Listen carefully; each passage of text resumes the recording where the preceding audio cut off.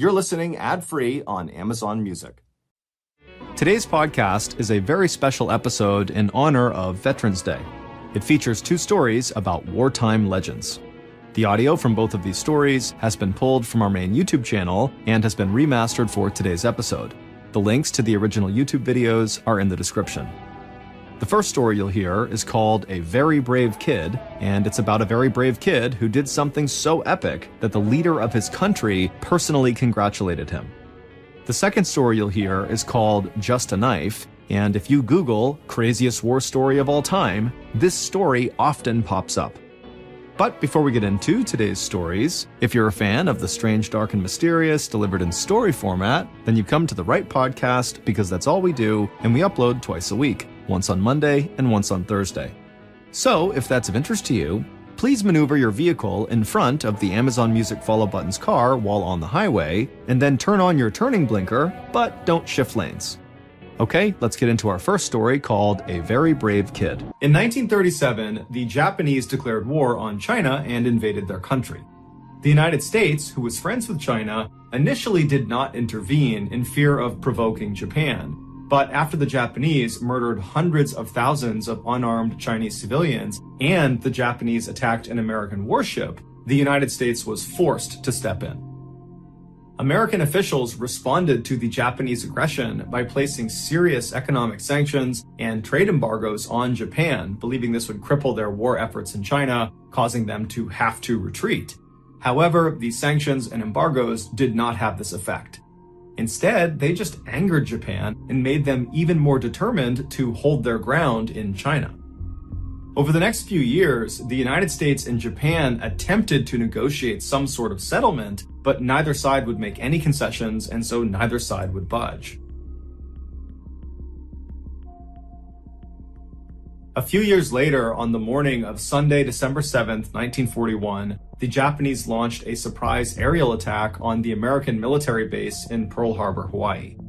After the 2-hour attack was done, over 2,400 Americans were killed, with another 1,000 wounded, and 300 airplanes and 20 ships were either destroyed or significantly crippled. The Japanese had hoped this attack would goad the United States into lifting the sanctions and embargoes they had placed on them from back in 1937. But instead, all the Japanese did was goad the United States into all-out war with them. One day after the Japanese attack on Pearl Harbor, the United States officially declared war on Japan, thus entering World War II. On the day the Japanese bombed Pearl Harbor, Jack Lucas, like every other American in the country, was glued to his radio listening to the news. He was devastated and shocked at this carnage he was hearing about in Hawaii. And so by the time the President of the United States was declaring war on Japan, Jack had already made up his mind that he was going to join up and he was going to fight for his country. However, there was an issue. Jack wasn't old enough to join the military. You needed to be 17 years old, and Jack was only 14. But this was not going to stop Jack. So he created this fake document that said he was 17 years old, and he forged his mother's signature on it. And then, after bribing him, he got a notary to sign off on this document as well. And so Jack took his forged documentation, he gave it to the recruiter, and before long, Jack was accepted into the armed services and was on his way to Marine Corps boot camp. After completing initial training and becoming a Marine, the Marines found out Jack's paperwork was actually faked. But instead of kicking him out of the military, they said, "Jack, you can stay in, but under one condition. You can't go overseas to combat. You have to stay in the United States. You can drive a truck and help out around here, but you can't deploy and go to war until you're of age." Jack was not happy about this, but initially he did as he was told, and he did just drive a truck around and support it as best as he could. But after about 1.5 years, 2 years of this, Jack just couldn't do it anymore. That was not why he had forged this document to get into the military. He had done that so he could actually go fight in the war. And so finally, when he was just 16 years old, he abandoned his post and snuck onto the back car of a troop transport train that was going to another military base. And so when he arrived at this base, which was in California, he hopped off and then ran to the docks where there were these big warships. And he saw one of them, there was a whole bunch of troops loading onto it. And he figured, that's where I need to go. And so he snuck onto the ship and he hid down below. And then after the ship took off and was out to sea, he revealed himself. And he walked up to a Marine officer and he kind of played off the, oh, I must have got on the wrong ship, but now that I'm here, can I join your unit? And this officer, who had no idea how young Jack was, eventually said, okay, but prepare yourself because we're going to invade Iwo Jima. Now, Jack had never heard of Iwo Jima and did not know its significance.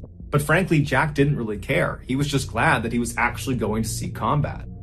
What Jack couldn't have known, and what the other Marines on the ship couldn't have known either, is that the battle for Iwo Jima would become one of the bloodiest and deadliest battles of the entire war.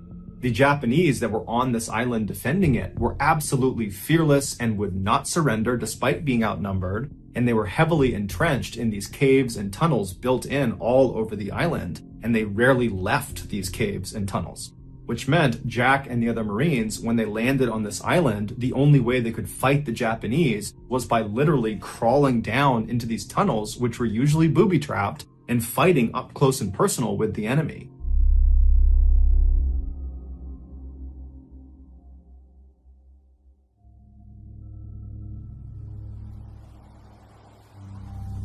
Jack's ship arrived off the coast of Iwo Jima in February of 1945 when Jack was still 16 years old. On February 19th, the first wave of Marines climbed down the side of this big ship down onto these smaller amphibious landing crafts, and then one by one they began making their way towards Iwo Jima to begin the invasion. Jack was not part of this initial invasion. He would be going out on day 2 with the second wave of Marines. And so Jack and all the other second wave Marines just stood at the front of the ship and watched as these amphibious crafts made it up to the beach and then just got completely gunned down by Japanese machine gunners that were lining the beach. And so by the second day, when Jack and the rest of the Marines are getting ready to launch their assault, there are literally thousands of dead Americans just lining the beach. But Jack and the other second wave Marines, they knew this was their job, this was their duty, and so they were undeterred. They climbed down the side of the ship, they boarded their amphibious landing craft, and began the journey towards the island. As they got closer, the Japanese machine gunners opened fire not only on Jack and the boat he was in, but all of the crews that were coming towards the beach. And so hundreds of Americans were just getting gunned down before they even reached the sand. Jack and his crew managed to get to the beach, and so as the gate dropped on their boat, and as Jack is running onto the beach, the men around him are just getting cut to pieces by these machine guns. Jack manages not to get shot, and he, along with 3 other Marines, run up the beach and they lay down in front of the sand dune that protected them from these machine gunners. Jack knew he couldn't stay there for very long because the Japanese were also firing artillery shells onto the beach, and so it would just be a matter of time before he was blown up. And so Jack and these other 3 Marines that had arrived at the same time, they began moving north, doing their best not to get shot or blown up, stopping behind rocks and trees and jumping behind sand dunes. And after a couple hours of doing this, the 4 of them reached the airfield at the northern end of the island. And when they get there, a machine gunner inside of a pillbox is like a small concrete fort that only has openings on 3 or 4 of its sides that are just big enough for a machine gun to poke through. A machine gunner inside one of these pillboxes notices Jack and the other 3 Marines, and they open fire on them. And somehow, Jack and these other 3 Marines managed to not get shot, and were able to maneuver and then fire through one of those openings and take out the machine gunner inside. And so now that this gunner is down, Jack and the others see the opportunity to run forward and take more ground of this airfield. And as they're running, other Japanese soldiers in the general vicinity, they see them, they start opening up on them from other pillboxes and other locations, and it forces Jack and these Marines to just jump into the nearest trench to avoid getting shot. And so they're jumping into a Japanese trench, which is a deep hole dug in the ground to protect yourself from getting shot. And as they jump in there, they're expecting to see Japanese soldiers coming towards them, but there weren't any soldiers. But they knew they couldn't stay there for very long because eventually Japanese soldiers would come through here and then they'd get killed. And so they quickly decided their best bet was to basically get out of this trench and run towards the pillbox where they knew they had taken out the machine gunner inside, so they could actually take that pillbox for themselves. And so their plan was they would run towards it and stop inside of each of the trenches along the way to protect themselves, because they know there are other Japanese that know where they are. And then once they get to the pillbox, they can regroup and call in reinforcements. And so one of the men Jack was with said, okay, I'll go first.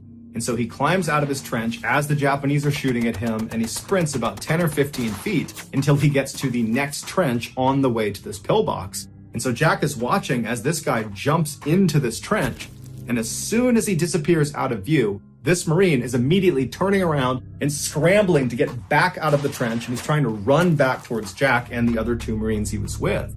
It would turn out this guy had jumped into another Japanese trench that was full of Japanese soldiers. He'd actually landed on top of an actual soldier. But these Japanese soldiers were so caught off guard by this, they didn't have time to react and shoot this Marine before the Marine was able to scramble out and get back to Jack and the others. And then for the next several minutes, Jack and these other three Marines opened fire on these Japanese soldiers in this trench like 10 or 15 feet away. And these Japanese soldiers, they too opened fire on Jack and the other three. Jack was able to take out two of the Japanese soldiers before his gun jammed. And so he ducked down into the trench to work on his gun. And as he's down there, he notices there are two grenades on the ground right next to him. And so without any hesitation, he yells, "Grenade!" to the other Marines, and then he jumps on top of them, smothering the grenades with his body. One of the grenades was a dud, and so it didn't explode. The other was not a dud, and it went off. The way a grenade works is there is a small piece of explosive that is inside of metal housing that's usually spherical, and this metal housing is the thing you actually hold on to and throw when you throw a grenade. And so when this small explosive is triggered by pulling the pin and releasing the spoon, it detonates and it causes the metal housing itself to be ripped apart and sent flying.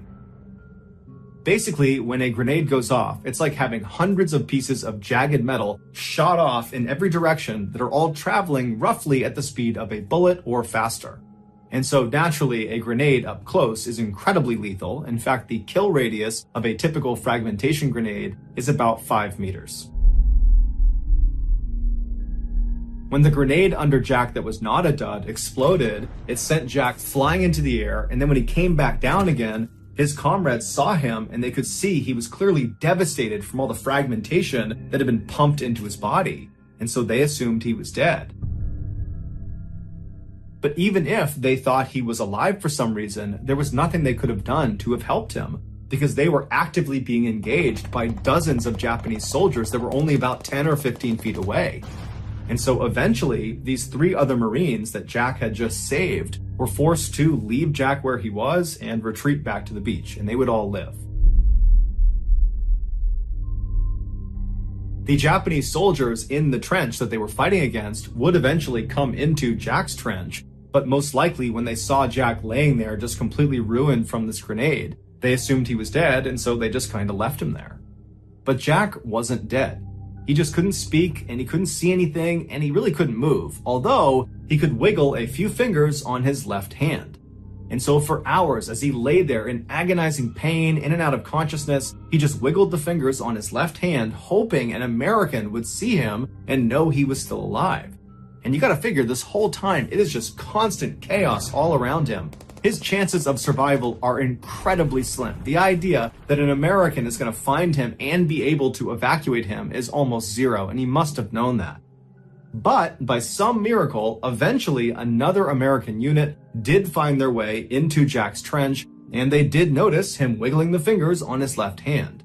And so they were able to evacuate him from the trench down to the beach, and from there, under the cover of darkness, they were able to bring him out to a hospital boat offshore. And there he would begin the first of 26 major surgeries to remove the grenade shrapnel from his torso, his arm, and his face. Despite his grievous injuries, Jack would surprisingly make a full recovery. And 8 months after his injury, the President of the United States would award him the highest decoration for bravery, the Medal of Honor.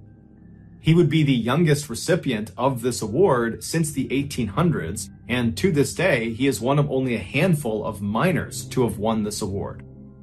Following his departure from the military, Jack would survive a near-death experience while skydiving when both of his parachutes, his main and his reserve, failed, and he just smashed into the ground, but somehow lived. He would also survive a very bad house fire, and he would survive an assassination attempt on his life by his ex-wife. And so naturally, he titled his memoir Indestructible. Jack would eventually die of natural causes on June 5th, 2008. He was 80 years old.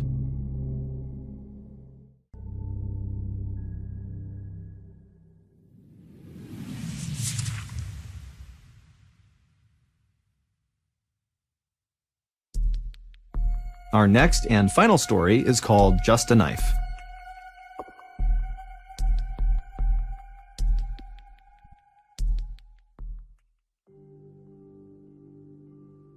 Born in South Texas in 1935, Roy Benavidez was orphaned as a young child and sent to live with his uncle. As a young teen, he had to drop out of school to work in the beet and cotton fields just to help support his family. When he turned 18, he decided he wanted to get away from his hometown and do something bigger with his life, and so he enlisted in the Army, and shortly after that, he went to airborne school and then was assigned to the very famous 82nd Airborne Division. In October of 1964, Roy was a part of the first 125,000 Americans sent to Vietnam. While on a classified operation that required Roy to dress up as an enemy combatant, he stepped on a landmine in the middle of the jungle and nobody else was with him, so he's totally stranded. But fortunately, a squad of US Marines came upon him, but from what he was wearing, they assumed he was an enemy soldier, and so they almost walked past him, but someone thought to just flip him over and see who he was, and they discovered he was American and he had American dog tags on. And so he was evacuated from Vietnam and sent to an American hospital, and there a doctor would tell him that he had a serious spinal injury and that it was unlikely he would ever walk again. And Roy's first reaction was, please don't discharge me from the Army. Because for Roy, the Army was his life. It was all he had. He was incredibly proud of it. And he desperately wanted to go back to Vietnam. And so he pleaded with the doctors and the nurses, please let me have some time to try to regain my strength in my legs so that I don't get medically discharged. And so they said, look, you're going to get medically retired if you aren't walking within the year. And so every night when his doctors and nurses would leave, he would fall out of his bed and then drag himself across the ground to the wall, and then he'd pull himself up and try to put weight on his legs and attempt to build strength back up and retrain himself how to walk.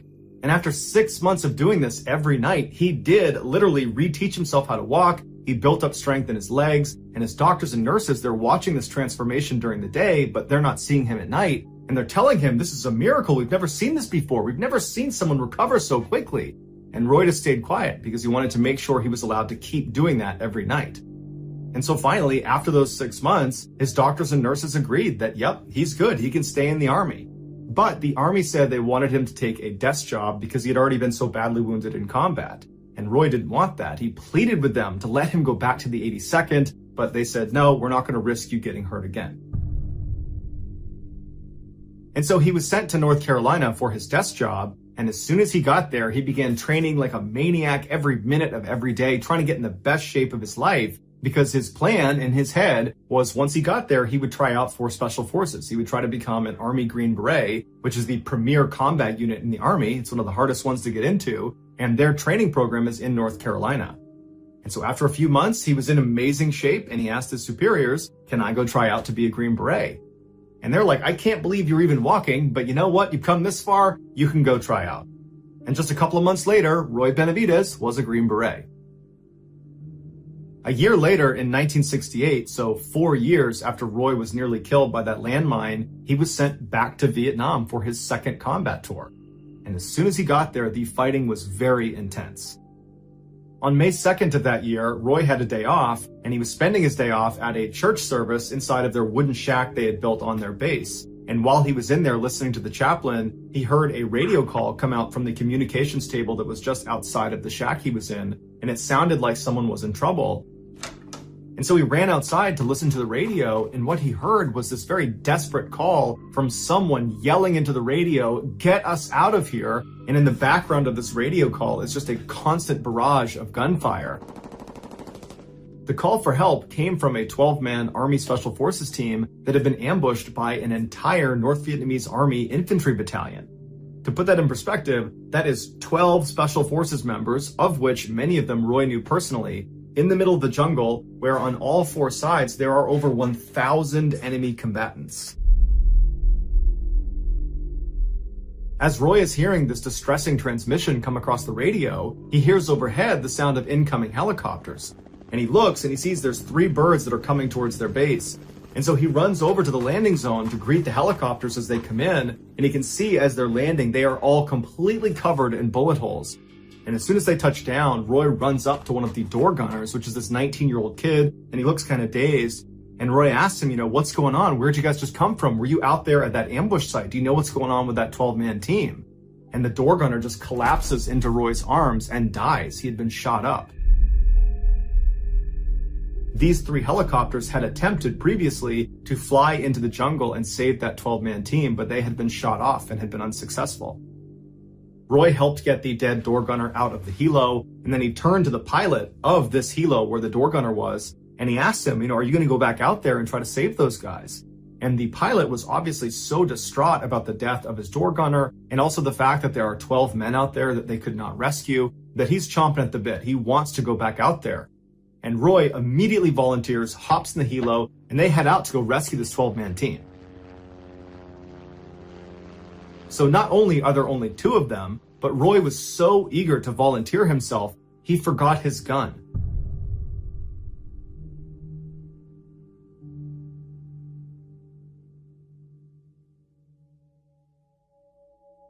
So all he had on him was his knife and some medical supplies. But nonetheless, the pilot just keeps flying towards the ambush site, which was in Cambodia. It was this really dense stretch of jungle. And as they got closer and closer, gunfire started coming out of the jungle towards the helicopter. And so the pilot had to do this kind of constant zigzagging just to avoid getting shot down. And so as they're zigzagging, they notice there's some smoke coming out of the jungle. And it was very clear that this 12-man team is trying to signal to the helo, here we are, come get us, because they can hear the helicopters coming in. And so the pilot tried to fly down and get as close as he could, but anytime he got even marginally close to this team, the rate of fire would pick up so dramatically that the helo was just about to get shot down. And so the pilot began to turn away, and he told Roy, we can't get any closer, we're going to have to get more people in here. And Roy just tells him, no, get as low as you can, and I will jump out into the jungle. And the pilot turns to him and he's like, you can't do that, you're going to get killed. And Roy somehow convinces this pilot that he alone, without a gun, is totally competent. Just put me down in that jungle and everything's going to be just fine.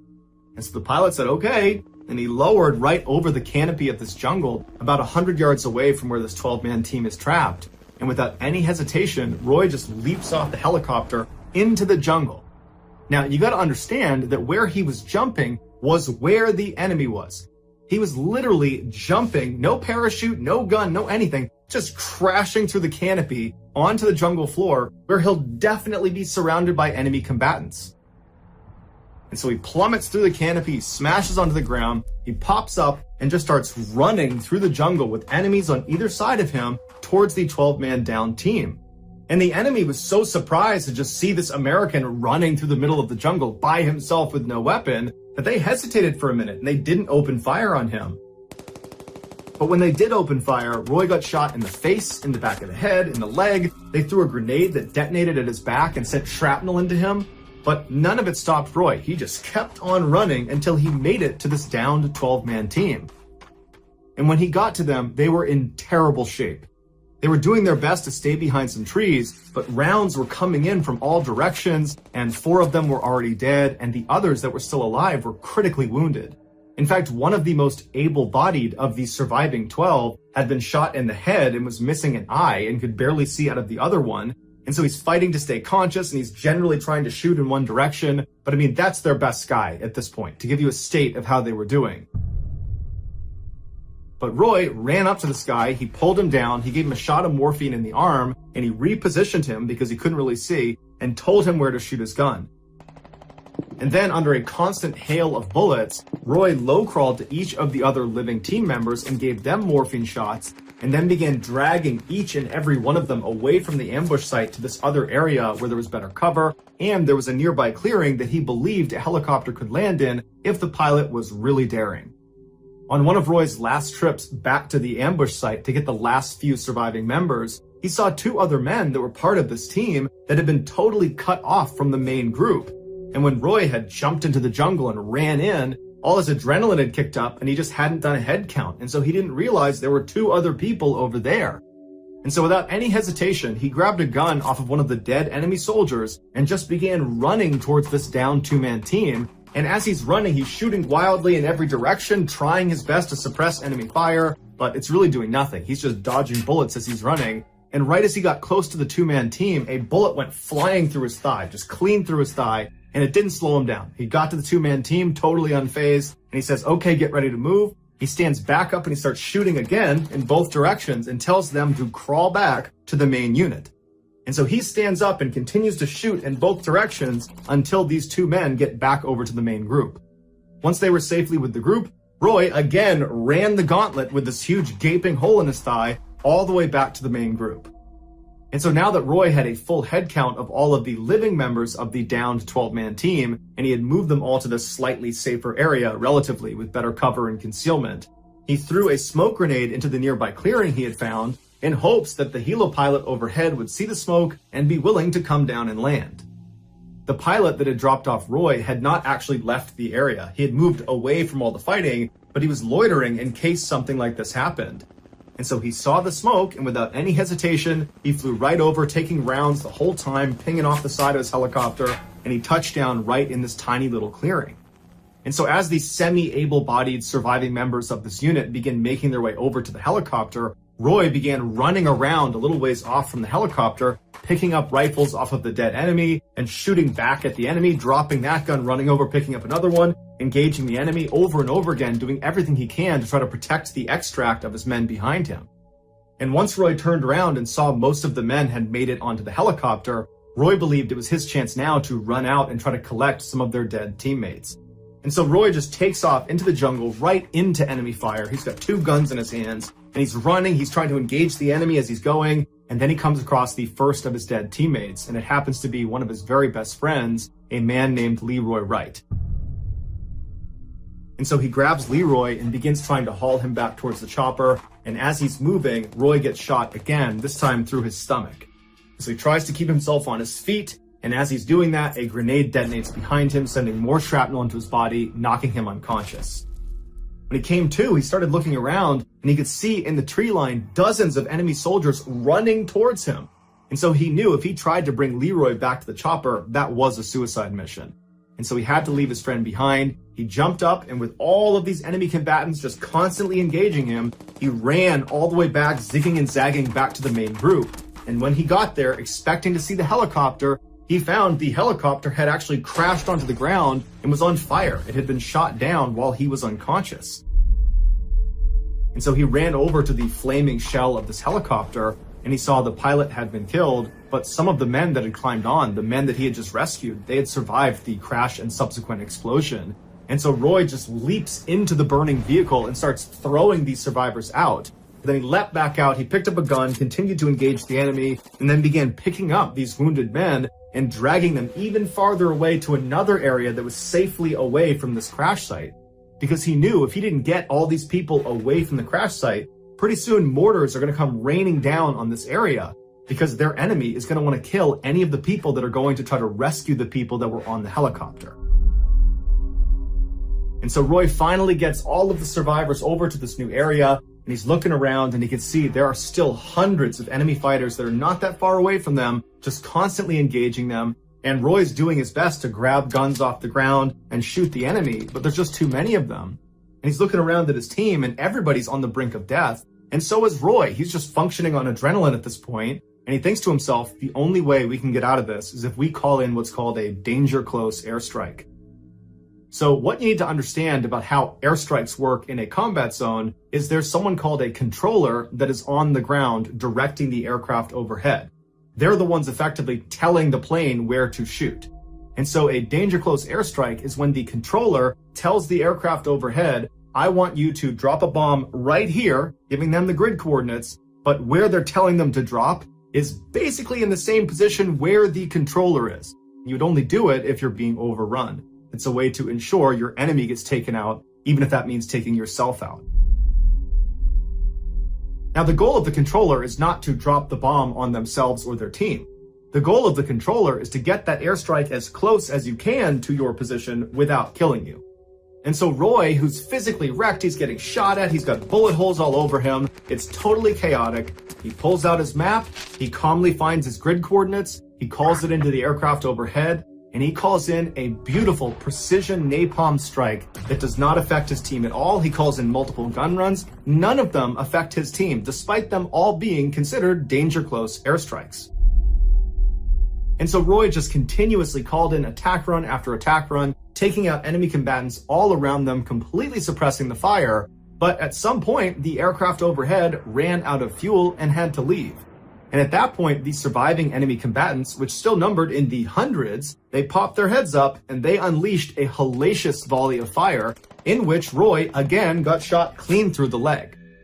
And so now Roy's looking around and he's realizing they're pretty much out of options. They don't have aircraft overhead. Roy's basically out of ammunition and there's no dead guys' guns around for him to grab. All of his team members are basically on the brink of death. And so Roy's thinking to himself, any minute now, we're going to get overrun. And so he crawls to each of his surviving teammates and he gives them one last shot of morphine to at least make their death painless. And then at the 11th hour, another helo comes blazing into the jungle and opens fire on the enemy, pushing them back. Roy is immediately invigorated and motivated because now he sees an opportunity to potentially survive this. And so once again, he grabs his teammates and begins schlepping them over to the helicopter. And after he believed he got the last of them on board, he turned and saw two of his teammates had fallen down farther back in the jungle, and the enemy was closing in on them. And so Roy, like always, without any hesitation, just starts running towards them. And as he's just about to reach them, an enemy soldier that had apparently run out of ammunition leapt out of the jungle and smashed Roy on the side of the head with their rifle butt, fracturing his skull. And so Roy falls to the ground and the soldier jumps on top of him and smashes his face, breaking his jaw. And then the soldier turns his rifle around. There's a bayonet on the front side and he begins impaling Roy over and over again. And Roy, like out of a movie, grabbed the rifle, pulled it out of himself, threw the soldier on the ground, jumped up, got on top of him, drew his Bowie knife, and proceeded to kill this soldier. And after he was done with that, he ran over to the two downed men. He grabbed one of them with his left hand. He picked up a rifle with the other. And as he's dragging this guy back to the chopper, he shoots and kills two more enemy combatants. So he finally gets this guy back to the chopper. He runs back, gets the last guy, throws him back in the helicopter. And then finally, Roy is the very last living American to hop in the helicopter, and the helicopter takes off.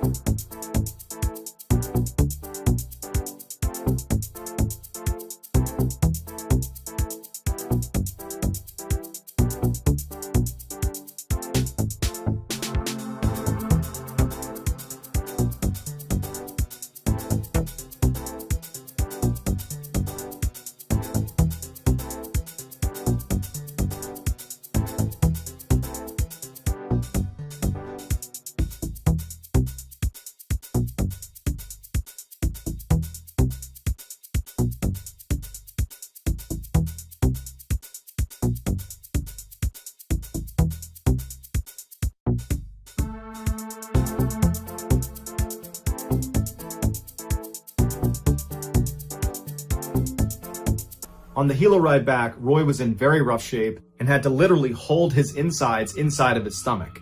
And so when they finally landed back at base and Roy was hauled off of this helicopter, he wasn't moving, and the doctors and nurses didn't really even know where to start with him. He had so many injuries. He had 37 significant holes in his body from gunshot wounds, from bayonet wounds, from shrapnel. And so they started trying to treat him, but there was no heartbeat, no pulse, and so they declared him dead. Roy's body was moved into a body bag, and as the doctor was zipping it up again, Roy spit in his face. Because Roy had no other way to communicate. His jaw was so badly broken from that rifle butt, he couldn't move his jaw, and his eyes were sealed shut from all the blood on his face that had dried. And so his only way to communicate was to spit. And so unbelievably, Roy was still alive.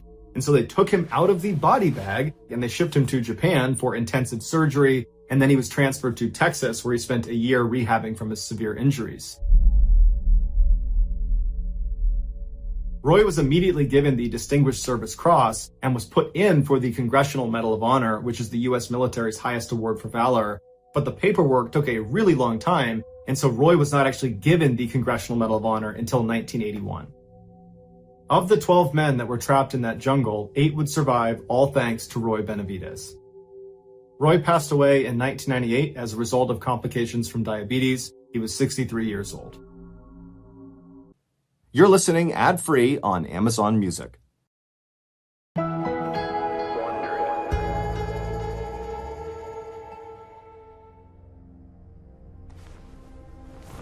In 1944, a doctor covered a deceased patient's body with a sheet and then wheeled their stretcher out into the hallway. The morgue at the Oregon State Hospital was already full, so the doctor planned to put this body in the chapel.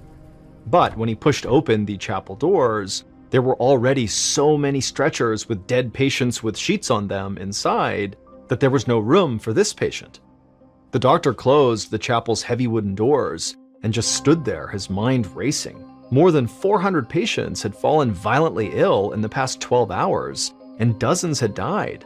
The doctor had no idea what the cause was, and if he couldn't figure it out, he knew more bodies would be joining the ones already lining the inside of the chapel.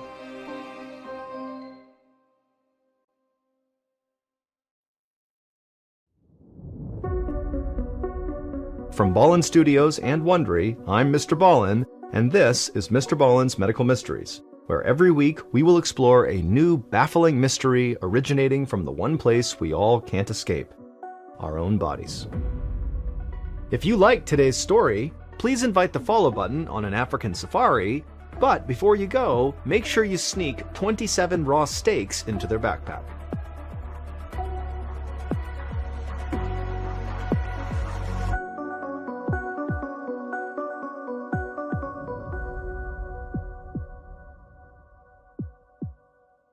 This week's story is called Blood Feast. It was late in the afternoon on November 18th, 1942. A cook named Mickey McKillop opened the lid of a giant metal vat, then asked his volunteer sous chef, 27-year-old George Nosen, to carry it over to an industrial oven. Mickey and George were starting to prepare dinner for almost 500 patients across 5 wards at the Oregon State Hospital, a public mental facility for psychiatric patients. Tonight's menu was scrambled egg yolks and toast, and Mickey, along with his boss, Mary O'Hare, were the only 2 cooks on duty. The hospital had been understaffed for a year now, ever since the United States entered World War II. Many members of the nursing staff had left to volunteer for the war effort. During the day, there was about 1 attendant for every 16 patients, but at night, that number swelled to 1 attendant for every 150 patients. Mickey and Mary were so desperate for help in the kitchen that they had started asking trustworthy patients to help them prep for each meal. And one of those trustworthy patients was Mickey's volunteer sous chef, George Nosen. George placed a frozen 16-pound canister of eggs onto the countertop beside the oven. Mickey liked George, and he felt a little sorry for him too. George's parents had originally brought him to the hospital for help with his epilepsy, which is a disorder of the brain characterized by repeated seizures. At this time, people were just beginning to understand how epilepsy actually worked. George's parents most likely saw it as a mental condition, which is why they brought him to the state hospital. They probably didn't think he was crazy, they just wanted help with getting his seizures under control. But during George's initial evaluation, the staff psychologist would diagnose George with paranoid schizophrenia, and then they had George involuntarily committed for life. Mickey didn't understand how that was possible. He'd never seen George hallucinate or get aggressive like the other patients with schizophrenia, but there was nothing he could do about it. And if he was being honest with himself, he was glad to have someone so mild-mannered and easygoing to help him in the kitchen. Mickey yanked the lid off the canister that George had just set down, revealing hundreds of thawing egg yolks. These days, a lot of the hospital's food supply came from federal surplus deliveries, since the government was rationing food to help the war effort. The egg whites were used in food that was sent overseas, and hospitals stateside got the leftover yolks. It was time to start cooking, so Mickey dumped out the canister into the metal vat. He repeated the process 2 more times until the stovetop was crowded with thawing eggs. He handed George a cup and asked for water, and then he lit the stovetop so the eggs would warm faster. He let George dump the water into the vat, then the two of them started slicing bread loaves. Once they were done, Mickey turned on the oven and laid all the bread slices across the metal grates to be toasted. Then he turned his attention back to the eggs. They were finally thawed, so Mickey asked George to grab some powdered milk. It was the only thing that made the egg yolks creamy enough to scramble. As Mickey stirred the eggs, he sent George to fetch something else, postum powder, a caffeine-free coffee substitute they'd been getting from the government over the past year. Mickey even let George mix the drink himself. He'd never let a patient touch an actual dinner item before, so Mickey took a quick sip just to be safe. The postum tasted like chalk, which meant it was made correctly. He clapped George on the back and told him he'd done a great job. But that momentary taste test distracted Mickey just long enough for the eggs to start burning. Mickey cussed as he turned off the stovetop, wondering how to fix this. He threw in a palmful of salt and then gave the eggs a stir, and then they looked good as new. When dinner was finally done, Mickey and George portioned the eggs and toast into buffet dishes and then loaded them onto a big cart for delivery at each of the 5 dining halls spread across the hospital's wards.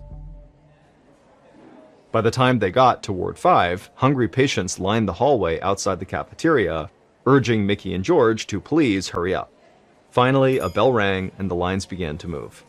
From behind the buffet table, Mickey watched as the patients ladled scrambled eggs onto their plates. He helped serve them each a piece of toast, and then sent the patients to sit at the long metal tables that ran the length of the dining hall. And as the patients all dug into their food, Mickey heard someone call out that the eggs were too salty. Mickey winced and felt bad because he knew he very well could have oversalted them. And while Mickey was worrying about the eggs, another patient in the room took a long swig of postum and then started to choke. One of the nurses walked over to pat the patient on the back, but instead of swallowing, the patient keeled over and threw up on the nurse's shoes. The nurse shrieked, and Mickey looked over and saw a red streak on the ground. It took him a second to realize that it wasn't vomit, it was blood. The patient then fell backwards onto the floor, and those around him began to scream. The nurse bent over and tried to steady the man, who was now having a seizure on the floor. Mickey ran over to help her, but before he could make it, another patient sent a spray of red blood shooting across the table. Mickey shouted for everyone to stop eating. But his warning came too late. More patients began throwing up blood. Others collapsed onto the floor, writhing in pain. Mickey didn't know what to do, so he just tried to catch patients as they fell. One nurse ran into the hallway and sounded an alarm. Mickey stooped over a patient who was clawing at his own face, saying he couldn't feel it. His lips were swollen and blue. He tried to help the man return to his seat, but the man collapsed back down to the floor and started saying that his legs were paralyzed. Mickey was totally horrified and his hands trembled with fear, and he had no idea what could cause this terrible reaction people were having. Dr. William Lidbeck had just finished dinner when his phone rang at his home on the hospital grounds. When he picked it up, all he heard on the other end was screaming and shouting. Then a panic-stricken nurse got on the line and begged him to run up to the hospital. Patients across 4 of the 5 wards were collapsing, they were vomiting blood, and now losing feeling in their faces and limbs. Dr. Lidbeck dropped his fork, ran out his front door, and tore across the lawn, heading for the side entrance of the main hospital building, 100 yards from his cottage. With every step, the screaming he could hear grew louder. It sounded like every patient inside of the building was in agony. Moments later, the doctor flung the door open and stepped into the hallway, and the scene that greeted him was horrible. The hallway was full of patients sitting on the floor with their backs up against the wall, coughing blood into their laps. One man had been strapped to a gurney in the hallway, spasming wildly, blood running down the front of his shirt. His entire mouth was swollen and drool collected at the side of his lips. A nurse ran into the hallway and beckoned Dr. Lidbeck to come quickly. He followed her through a doorway into the cafeteria, where he saw dozens of patients writhing on the floor. The nurse that Dr. Lidbeck had followed dashed ahead of him. She knelt down beside one of the patients and started spoon-feeding him baking soda. Dr. Lidbeck caught up to her and asked what was going on. She admitted that the nursing staff had no idea what had caused this outbreak, but it had started right after the patients had begun their dinner. She didn't know how to reverse it, but she was just hoping that baking soda would help alleviate their stomach pain. The entire staff was running around in complete panic, trying to manage symptoms. Dr. Lidbeck took a deep breath and tried to push down his rising fear. He'd never dealt with sudden illness on such a massive scale, but he knew that he couldn't do anything without the proper equipment. He had to get his medicine bag from his office on the second floor. He instructed the nurse to keep working, then ran out of the cafeteria and down the hallway. He turned the corner into the third ward, where the scene was exactly the same. It was full of patients covered in their own blood, writhing on the floor. Dr. Lidbeck had always prided himself on having a steely stomach, but this felt unbearable to watch. He rushed through the hallway, stepping over sick patients as he went, and ran up the stairs to the second floor. But as he left the stairwell, he stopped dead in his tracks. The atmosphere in this ward was completely different. The hallway was empty. If it weren't for the screams echoing from downstairs, it would almost feel peaceful. As he walked past open doors, he saw all the patients tucked in their beds. They looked scared, but seemed to be otherwise fine. Dr. Lidbeck was confused. How was this ward so calm when the rest were full of chaos and vomiting patients? A door opened at the end of the hallway, and the ward's head nurse, Allie Wassel, stepped out and walked toward him. Dr. Lidbeck thought she looked really pale. The nurse seemed very relieved to see Lidbeck, and she would tell him that she thought there had to be something wrong with the eggs from dinner. She said she had taken one bite and they had tasted so spoiled that she ordered all her patients not to eat them, and so her patients were fine, but she had been throwing up ever since. A chill ran through Dr. Lidbeck. He didn't know yet what was causing his patients to vomit blood, but now he knew it very likely had to be related to the eggs. It was the only thing all the patients had eaten that night. But it couldn't just be a case of spoiled food. An egg would have to be so rotten to cause this that it never would have been served in the first place. It would have been obviously bad. Then a realization dawned on him. If the eggs themselves were fine, it meant that something else had been put in the eggs that night. He was glad that Nurse Wassel had not eaten more of them. Dr. Lidbeck told the head nurse that if she started feeling worse, to please come find him right away, and then the doctor ran back downstairs to tend to the sick patients. As Dr. Lidbeck went down a hallway, he passed by the hospital morgue. A nurse was wheeling a covered stretcher inside. One of the patients had died. Dr. Lidbeck's blood ran cold, but he didn't have time to stop and mourn. There were hundreds of other patients still waiting for treatment, and so he didn't have a moment to lose.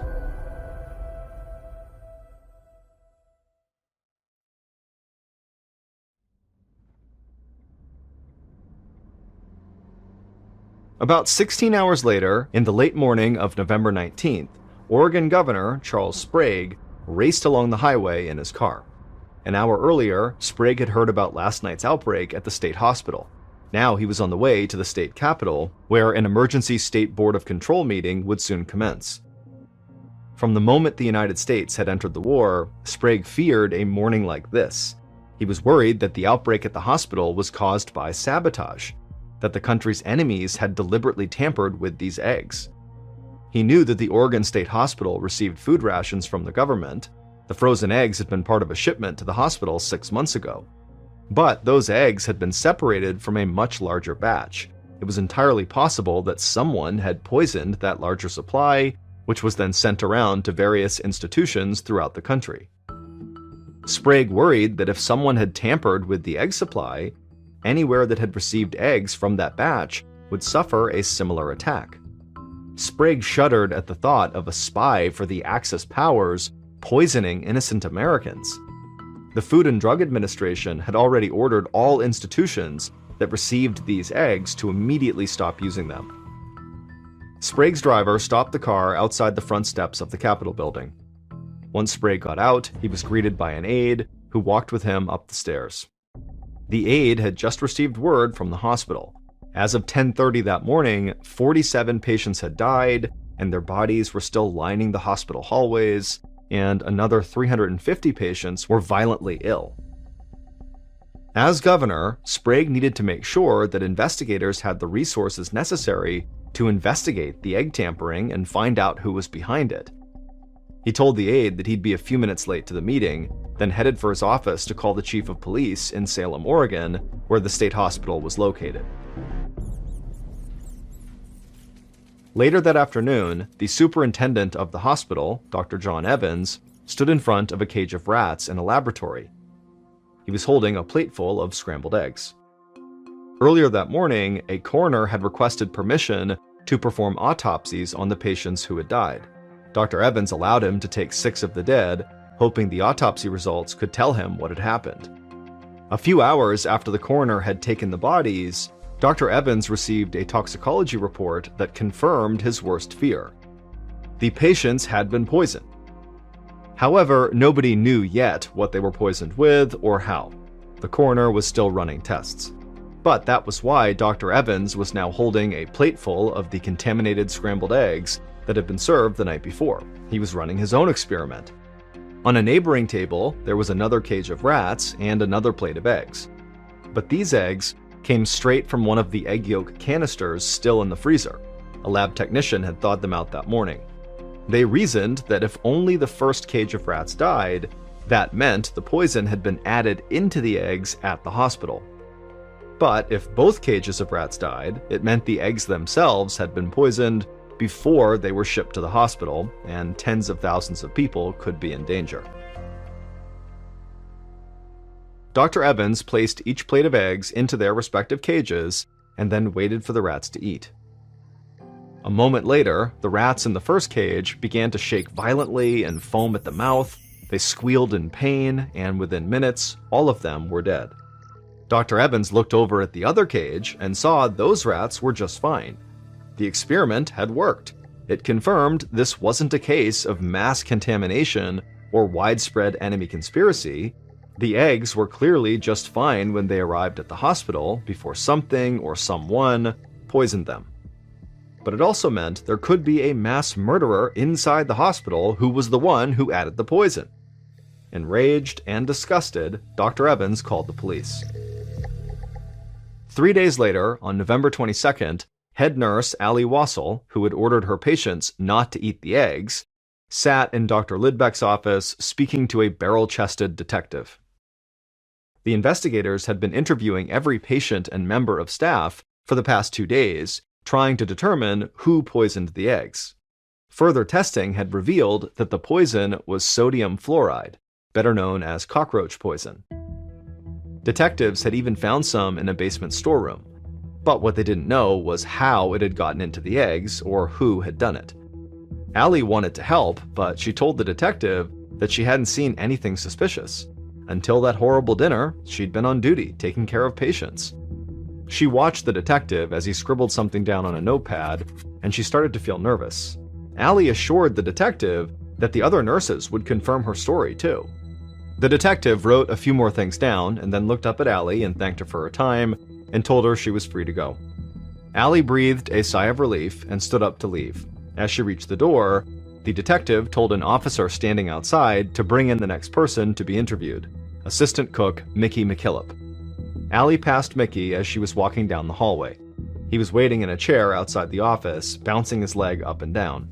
Allie couldn't help but think that he looked anxious, or like a man who was hiding something. By late that same evening, Mickey McKillop had been in Dr. Lidbeck's office for hours. The detective had asked him the same few questions over and over, pressing him about the way the kitchens were run. Mickey thought he'd kept his story straight, but he'd told it so many times now that it was hard to be sure, and he knew he was likely starting to confuse the details. All Mickey wanted to do was sleep. He had a migraine that was making it hard to focus, but every time he closed his eyes, the detective would shake him awake. And so Mickey was feeling like he would do just about anything to make this interview end. It was obvious the police were suspicious of him, and Mickey knew they would not give up until he, Mickey, told the police what they needed to know. So Mickey decided it was time to come clean. Mickey sat up in the stiff wooden chair, and while avoiding eye contact with the detective, Mickey would admit that he did know more than he had told them. Mickey said that he could tell them exactly who had poisoned the eggs. In fact, he had watched it happen, and worst of all, he had not done a thing to stop it. An hour later, Mickey and his boss, Mary O'Hare, were being led from the Oregon State Hospital in handcuffs. A police officer read the charges. Mickey was charged with manslaughter, Mary was charged with accessory after the fact. Then the officer loaded them into a police van. Mickey took one last look at the hospital and caught a glimpse of a few patients staring out the windows, terrified looks on their faces. One of the faces he recognized was George Nosen, the psychiatric patient who volunteered in the kitchen. Mickey shook his head. He knew that what he had just told the detectives would change George's life forever. When Mickey the cook finally told the truth to detectives, he began by telling them about the terrible evening the sickness broke out. While the nursing staff was running around treating all these patients who were vomiting up blood, Mickey saw George Nosen cowering in the hallway, and suddenly Mickey had a terrible thought. He grabbed George and asked him to retrace his steps from that afternoon.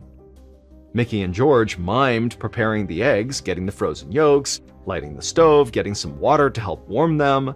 Then Mickey followed George down the kitchen steps in search of the powdered milk that made the eggs creamy. At the bottom of the steps, there were 2 storeroom doors. Instinctively, Mickey leaned toward the storeroom on the left, which held dry goods, but George led him to the storeroom on the right, which held fruits and vegetables. Mickey felt an icy chill run through him. He watched George turn the key and open the right door. George pointed to a large, unmarked tin canister sitting on the ground inside. It was open and filled with white powder. A scoop was sticking out of the powder like it had just been used. Mickey's stomach dropped, but he tried to look unbothered. He thanked George and sent him to his room. Then he ran back upstairs and grabbed his boss, Mary, and showed her the canister George had just pointed out. Mary went white as a sheet. It was against the rules for Mickey to have given keys to a patient. Mary told Mickey that she did understand why he'd done it. They were so understaffed, he'd been desperate for help. But if anyone found out, they were both done for, and so they agreed to keep it a secret. Mary had kept her promise and said nothing, but Mickey eventually broke and told the story to the detective in Dr. Lidbeck's office. Once the detective got Mickey's confession, they knew who had poisoned the eggs at the Oregon State Hospital and how they had done it. That fateful night, George had taken the keys to the storeroom and headed down to the basement. But he went into the wrong storeroom. He went into the right door, and he brought back a heaping scoop of white powder that he believed was powdered milk, but it wasn't. He then poured that white powder into a vat of scrambled eggs, and in doing so, George had accidentally poisoned his fellow patients with sodium fluoride, aka cockroach poison. To this day, nobody knows why the poison was kept in that storeroom with the fruits and vegetables. In adults, a lethal dosage of sodium fluoride is just 5 to 10 grams, which is a bit more than what you'd find in a sugar packet. Well, George had accidentally spiked the eggs with 5 pounds of poison. In the end, the charges against Mickey the cook and his boss Mary were dismissed. The hospital was held liable since the real culprit was gross understaffing. The only person who suffered any real consequences for the mistake was George, who was unable to leave Oregon State Hospital for another 41 years. George was never the same after that night. He couldn't forgive himself for what he'd done, even if it was just a tragic mistake. The patients who remembered the outbreak bullied him relentlessly for decades. And after a while, George started fighting back. He got into physical brawls on multiple occasions. And then, in 1983, he got into a big altercation with an older inmate, and during it, George was severely injured and died as a result.